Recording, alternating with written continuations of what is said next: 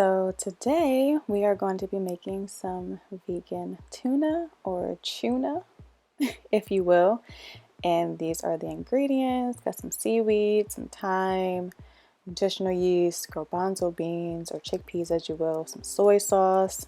Then we got your seasonings, some Himalayan pink salt, red pepper, dill weed to give it a seafood taste, garlic powder, smoked paprika, black pepper, some capers to give it another seafood fishy taste, and some minced onions. So let's get started. So you're going to drain and rinse your can of beans and just kind of like mash it. Just keep mashing, just keep mashing. If you have a more useful tool than a fork, I would suggest using that. So this is what it's looking like. This is the progress. And I ended up like kind of taking some of the, I guess, outer layer shells off. Just my preference. So I added a splash of soy sauce. You can add as much as you want. And then added some nutritional yeast. I just waited until the ancestors told me when to stop. So don't got no measurements, but these are the ingredients that I use, and everything is to taste anyway. Cooking is to taste, your preference. Add some seaweed, add some dill weed as well. Just a little bit goes a long way in my opinion. Then I added the rest of the seasonings to it. It's looking pretty good.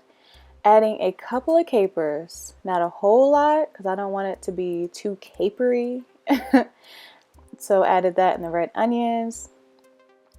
Had a little dash of lemon on top because lemon just makes everything better. Added some more paprika on top just to give it a nice little look, and that's pretty much it. That is really that simple. So I'm just going to put it in the fridge for a little while.